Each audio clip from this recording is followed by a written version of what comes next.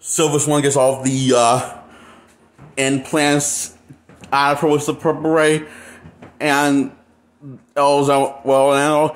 as well because Diana's now the guardian and protector of Themyscira, the main bodyguard, the head bodyguard of Themyscira, the guardian of Themyscira, as in the main protector, because her and her mother worked out their differences and reunited and passed things up.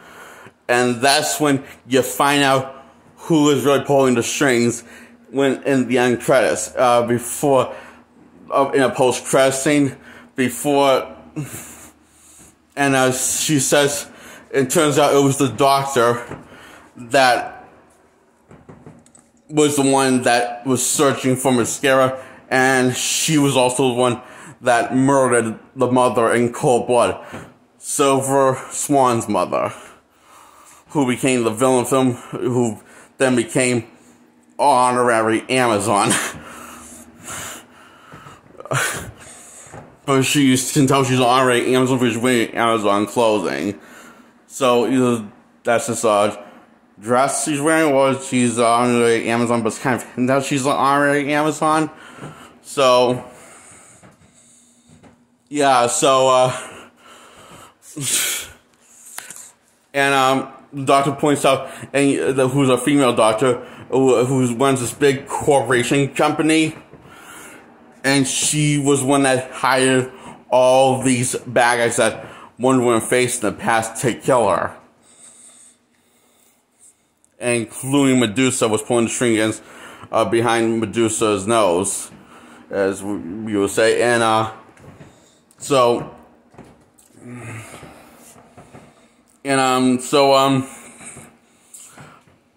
points out that you left the Amazon unprotected just like you did when, even though you killed Medusa, and so you still left killed all the bad guys, you still left the Amazons unprotected, just like you did before.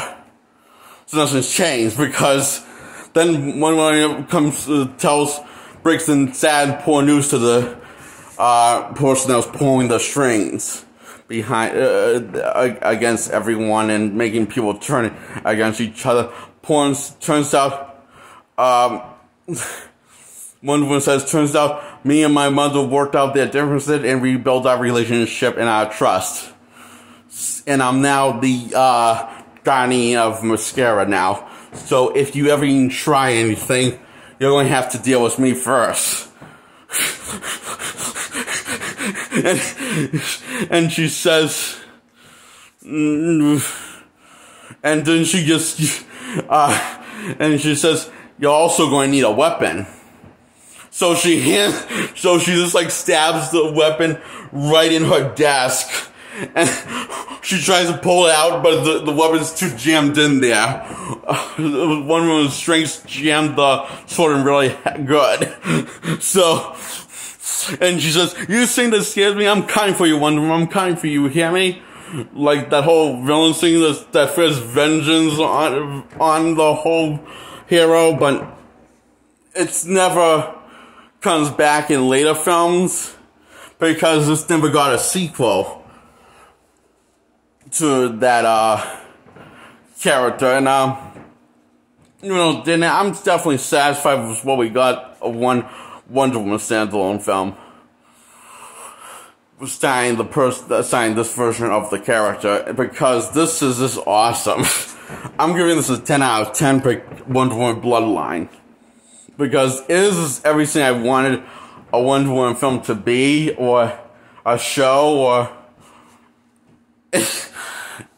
because it doesn't, it might seem about 2007 or was it 2006 animated Wonder Woman film. It only captures certain layers of the character, not every layer of the character. And I think my favorite ones of my real favorite comic movies is when you capture every layer of the character from the comics and put that into a free act structure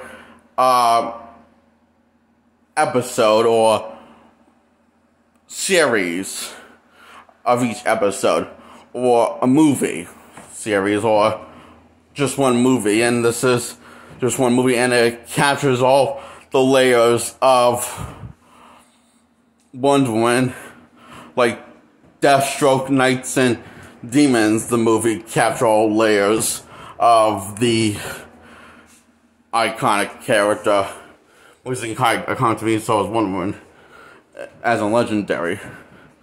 Just like the Death of Superman movie captured all layers of Superman, the hard and serious and hard side, the hard of Superman, and the comedic side, playful, childish side of Superman.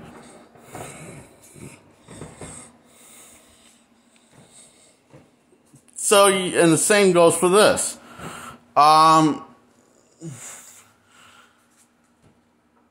Death of Superman captures all layers of Superman, and that's why I gave it a 10 out of 10. Once I made my Reign of Superman, the Reign of the Superman review, I gave both 10 out of 10, and I'm giving Wonder Woman with Bloodlines 10 out of 10. And I'm going to end on this note, and this is my favorite Wonder Woman adaptation ever. I don't know if this adaptation will ever be beat, or something will ever be as good as it, but I hope someone's as good as it or better for live action or another cartoon adaptation. Or I even hope that people I hope that one day they make a follow-up to this version of Wonder Woman and give me a trilogy of this version of Wonder Woman, because this is the kind of Wonder Woman that does, when you capture every layer of Wonder Woman, or every layer of any character from comics or books or graphic novels or, mangas or novels, which is basically just regular books with words, and mostly words. When you capture every layer and the tone, what it feels like to look at that adaptation, look at that book or comic run or book run, that's when I gotta give it a 10 out of 10. Because for any character, when you capture every side of every layer of the character, instead of just kind of focusing on one, you capture multiple layers of the character, then that's when and you tell such a coherent enough, consistent story that's deep and complex, but enough to not feel overly crowded, then that's when I gotta give it a 10 out of 10, especially when you have the character be the main focus. And Wonder Woman is the main focus. That's why I wasn't so fond of the first Wonder Woman anime film, because Wonder Woman wasn't really the main focus as much as Steve Trevor was, and I'm not as big a fan of Steve Trevor as I am as Wonder Woman, I mean, I like him. I think he's a cool character, and I think he's a fun character, an interesting character, but it's nothing like Wonder Woman from the comics. I can't say for the same thing goes for Gal Gadot's Woman, so suck it, Gal Gadot, from 2017's Wonder Woman film and 2017's Justice League film version of her version of Wonder Woman. Personally, I found her version of Wonder Woman more tolerable in Batman v Superman and in Justice League than I did in her little standalone film. I think her best was in Batman v Superman, but that's probably because she was in the least amount of screen time, therefore she had the least amount of dialogue, and therefore the least amount of standing out of bad shit acting, which she needs to be replaced. I'm sorry, I don't care for her playing Wonder Woman. I just don't care at all. She looks like Wonder Woman and dresses like her because she wears her comic costume, but she doesn't feel like Wonder Woman to me. It feels someone who's trying to play Wonder Woman instead of someone who becomes Wonder Woman. Gal Gadot does. And I'm not expecting much of her in her Wonder Woman sequel, but it looks. I want to be optimistic and positive about her. Also, I just want to be same goes for her and the Snyder Cut's Justice League, but I feel like she just doesn't get Wonder Woman or doesn't really care about Wonder Woman outside of the paycheck she gets. And that's why I feel like she's doing this, because of the paycheck. And I don't know, I just feel like that's. I understand why, because it's money, but it's just a waste of my time. So sad on for me, because I'm a fan of her in the comics, Wonder Woman, but not in the live action movies in the DCEU main continuity. Because I hope she gets replaced or gets. Because I feel like she's worse than Jared Leto's Joker. I just don't care for either one of their portrays of those iconic, legendary characters, okay? So both of their performance gets a 0 out of 10. Jared Leto's more tolerable and less annoying than Gal Gadot, made this because he's been in one movie and Gal Gadot's been in several and has her own franchise. I don't know why. So Wonder Woman Bloodline gets a 10 out of 10. Okay? This movie, Wonder Woman Bloodline, go see it.